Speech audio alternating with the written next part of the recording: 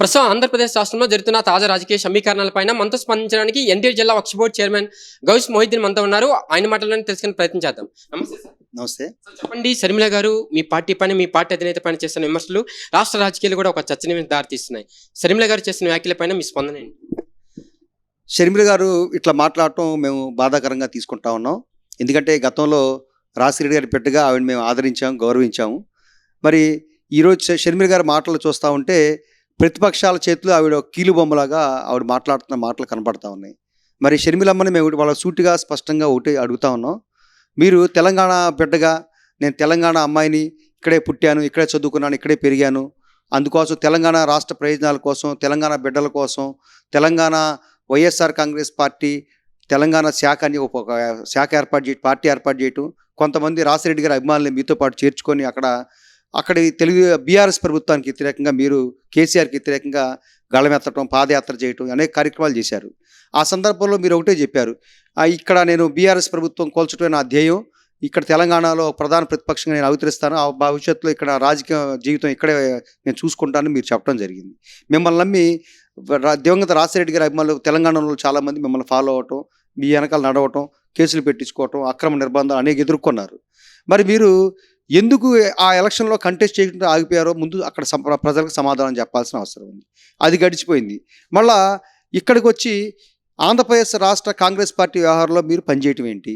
ఆంధ్రప్రదేశ్ రాష్ట్ర పిసిసి ప్రెసిడెంట్గా మీరు బాధ్యతలు తీసుకోవటం, ఈ క్రమంలో ఇవాళ గురితప్పిన బాణంలాగా మీరు వచ్చి ఇవాళ జగన్మోహన్ రెడ్డి గారి మీద విమర్శలు చేయటం ఏంటి? అసలు మీ టార్గెట్ ఎవరు? అసలు మీరు ఎవరి ప్రయోజనాల కోసం పనిచేస్తారో ముఖ్యంగా దీనికి షర్మిలమ్మ గారు సమాధానం చెప్పాలని చెప్పి ఈ సందర్భంగా మేము కోరుతా ఉన్నాం. చంద్రబాబు నిన్న నెల్లూరులో పర్యటించారు. కదిలేరా సభలో మాట్లాడుతూ వచ్చే ఎన్నికలకు సంబంధించి టీడీపీకి అవకాశం ఇస్తే 20 లక్షల ఉద్యోగాలు కల్పిస్తామంటున్నారు. ఈరోజు ప్రజలు ఆ యొక్క హామీలు నమ్మే పరిస్థితులు ఉన్నారంటారు. చంద్రబాబు అనేవాడు 40 సంవత్సరాలు ఇండస్ట్రీ అని చెప్పుకుంటూ ఉంటారు, 14 సంవత్సరాలు సీఎంగా చేశారు. ఏదో కొత్తగా పార్టీ పెట్టి కొత్తగా రాజకీయాలకు వచ్చిన వ్యక్తిలాగా మాట్లాడటం హాస్యాస్పదంగా ఉంది. మీరు 14 సంవత్సరాలు సీఎంగా ఉన్నప్పుడు మీరు ఏదైతే ఇప్పుడు వాగ్దానం చేస్తున్నారు, 20 లక్షల ఉద్యోగాలు కల్పిస్తాను, నిరుద్యోగులకి నిరుద్యోగ గుర్తిస్తాను, ఇంకేంటేంటో చెప్తున్నారు, అలవి కానీ హామీలన్నీ కూడా, అవన్నీ ఆ టైంలో ఎందుకు అమలు చేయలేదని చెప్పి మేము సూటిగా చంద్రబాబు గారు అడుగుతా ఉన్నాం. అంటే ప్రజలు మీకు వెర్రిబాగులో కనబడుతున్నారా, పిచ్చోళ్ళ కనబడుతున్నారా చెప్పి అడుగుతా ఉన్నాం. నువ్వు ఉన్నప్పుడు నీ సంస్కరణలు ఏం చేసావు?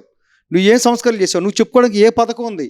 ఓ నిరుద్యోగులకు కానీ, ఒక విద్యార్థులకు కానీ, ఒక పేదలకు కానీ, ఒక రైతులకు కానీ ఎవరికి ఏం చేసావని చెప్పి చంద్రబాబుని అడుగుతా ఉన్నాం. ఇవాళ 20 లక్షల ఉద్యోగాలు అనేది పచ్చి అబద్ధం, పచ్చి మోసపూరిత ప్రకటనగా మేము చెప్తా ఉన్నాం. ఇవాళ ఉపాధి కల్పన అనేది ఏదైనా జరిగింది అంటే వైఎస్ఆర్ కాంగ్రెస్ పార్టీ ప్రభుత్వంలో ప్రీతం ముఖ్యమంత్రి జగన్మోహన్ రెడ్డి గారి నాయకత్వంలో ఈ రాష్ట్రంలో జరిగింది. గ్రామ సచివాలయ వ్యవస్థ ఏర్పాటు ద్వారా లక్షలాది మందికి సచివాలయంలో సెక్రటరీలుగా, అలాగే లక్షలాది మందికి వాలంటీర్స్గా ఈ రాష్ట్రంలో ఉపాధి అవకాశాలు కల్పించడం, తద్వారా ప్రజలకు కూడా మెరుగైన పౌర సేవల్ని ఈ రాష్ట్ర ప్రభుత్వం అందిస్తున్న సందర్భంలో ఇవాళ ప్రతిపక్షానికి ఉనికి లేకుండా పోయిన సందర్భంలో పిచ్చి పిచ్చి మాటలు, అవాస్తవాలు పెళ్తూ ప్రజల్ని మోసపుచ్చే కార్యక్రమానికి తెరదీశారని ఈ సందర్భంగా తెలియజేస్తా ఉన్నాం. ఉత్తరాంధ్ర నుంచి ఎన్నికల సంకారాన్ని ప్రారంభించారు. అక్కడ వచ్చిన విశేష జనవాహిని మధ్య ఆయన మాట్లాడిన మాటలు కూడా ఒక చర్చ మీద దారితీస్తున్నాయి. అసలు ఏంటి, ప్రజలు ఈరోజు వైఎస్ఆర్సీపీని నమ్మే పరిస్థితులు ఉన్నారా? రాబోయే రోజుల్లో మరొకసారి పార్టీకి పట్టం కడతారంటారు? ఇవాళ మీరు చూస్తే కదలిరా పేరుతో చంద్రబాబు నాయుడు గారు సభలో సమావేశాలు నిర్వహిస్తూ ఉన్నారు. రాష్ట్రం మొత్తం కూడా మీరు గమనిస్తే కదలిరా సభలో పేలవంగా జరుగుతూ ఉన్నాయి. ఎక్కడికక్కడ జనాలు లేక ఖాళీ కుర్చీలు దర్శనమిస్తే చంద్రబాబు నాయుడు ఆ ఖాళీ కుర్చీలకి మీటింగ్ చెప్తున్నట్టుగా చూస్తున్న సంఘటనలు చూస్తే తెలుస్తూ ఉన్నాయి. దీనివల్ల కొన్ని చోట్ల జరగాల్సిన సభలు కూడా అర్ధాంతరంగా రద్దు అవటం, వాయిదా పడటం జరుగుతున్న సందర్భం కూడా మనం చూస్తూ ఉన్నాం. కేవలం గత ప్రభుత్వంలో తను సంపాదించిన అవినీతి సొమ్మును బయటికి తీసి ఇవాళ ఒక ఈవెంట్ మేనేజ్మెంట్ లాగా ఈ కదలరా సభలు జరుగుతాయి తప్ప ప్రజలు ఎవరు రావట్లేదు, అంతకంటే కథలు రావట్లేదు అని చెప్పి ఈ సందర్భంగా తెలియజేస్తా ఉన్నాం. టీడీపీ జనసేన కూటమి గురించి ఏం చెప్తారు? టీడీపీ 2 సీట్లు ప్రకటిస్తే జనసేన కూడా 2 సీట్లు అభ్యర్థులను ప్రకటించారు.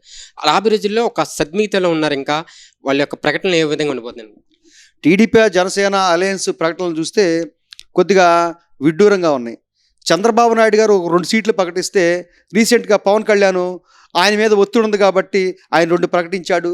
మరి నాకు ఒత్తిడి ఉంటుంది కాబట్టి నేను రాజానగరం 2 కూడా ప్రకటిస్తూ ఉన్నాను, మరి మన మీద ఒత్తిడి ఉంటుందిగా అని చెప్పేసి ఆయన మాట్లాడుతూ ఉన్నాడు. ఇవన్నీ కూడా ఏంటంటే వీళ్ళు ఒక చిన్నపిల్లల ఆటలాగా చేస్తూ ఉన్నారు. రాజోల్లో గత శాసనసభ ఎన్నికల్లో జనసేన పార్టీ గెలవటం జరిగింది. మరి రాజానగరంలో వైఎస్ఆర్ కాంగ్రెస్ పార్టీ అభ్యర్థి జకంపూడి రాజా తన సమీప టీడీపీ అభ్యర్థి పెందుర్తి వెంకటేష్ మీద 31,000 ఓట్ల పైచిలుకు తేడాతో గెలవడం జరిగింది.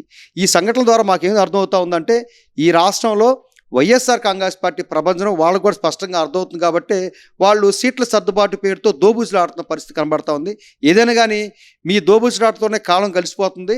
అంతిమంగా ప్రజలు జనసేనకి టీడీపీకి బుద్ధి చెప్పడానికి సిద్ధంగా ఉన్నారు. ఈ సందర్భంగా తెలియజేస్తా ఉన్నాం. మళ్ళీ చెప్పండి సార్, ఇక్కడ విజయవాడ పశ్చిమ నియోజకవర్గంలో గత ఎమ్మెల్యే అయినటువంటి వెల్లంపల్లిని ఈరోజు సెంట్రల్ నియోజకవర్గం పంపించారు. ఇక్కడున్న షేక్ ఆసిఫ్కి ప్రజల ఆదరణ ఎలా ఉంది? రాబోయే రోజుల్లో ఇక్కడ గెలిచే అవకాశం ఉన్నాయా? పోతిన మహేష్ నేనే గెలుస్తానంటున్నారు. పార్టీ నుంచి కూడా టికెట్ హామీ వచ్చిందంటూ పోతిన వెంకట మహేష్ మాట్లాడుతున్నారు. ఈ రోజు పశ్చిమ నియోజకవర్గ ప్రజలు ఎవరిని ఆదించే అవకాశం ఉంది?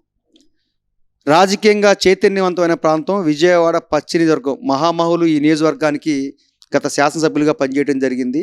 మరి జిల్లాలోనే ఈ నియోజకవర్గం ఒక ప్రత్యేకమైన స్థానాన్ని సంపాదించుకున్న పరిస్థితుల్లో ఇక్కడ పరిస్థితుల రీత్యా స్థానిక శాసనసభ్యులు వెల్లంపల్లి శ్రీనివాసరావుని మా పార్టీ అధిష్టానం పక్కనే ఉన్న సెంట్రల్ నియోజకవర్గానికి పంపించడం జరిగింది.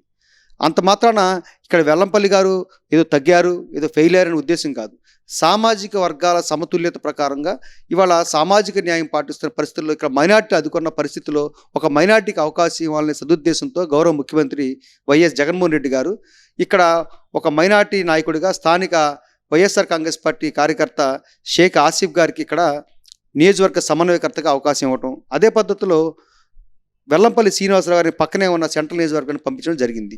మేము ఇవాళ ఒకటే చెప్తా ఉన్నాం, విజయవాడ పశ్చిమం కావచ్చు, విజయవాడ సెంట్రల్ కావచ్చు, విజయవాడ తూర్పు కావచ్చు, అలాగే పార్లమెంటు పరిధిలో ఉన్న నందిగామ, జగ్గైపేట, తిరువూరు, మైలవరం కావచ్చు, విజయవాడ పార్లమెంటులోని 7 స్థానాల్లో కూడా వైఎస్ఆర్సీపీ ఈసారి విజయ దుదుంబి భోగించబోతుందని తెలియజేస్తూ, అలాగే ఈ మధ్య మా పార్టీలోకి వచ్చిన ప్రీతమ పార్లమెంటు సభ్యులు గౌరవనీయులు కేశినేని శ్రీనివాస్ నాని గారు కూడా ఈసారి పార్లమెంటు సభ్యుడిగా వైఎస్ఆర్ కాంగ్రెస్ పార్టీ పక్షాన అత్యధిక మెజార్టీతో గెలవబోతున్నారని ఈ సందర్భంగా తెలియజేస్తా ఉన్నాం.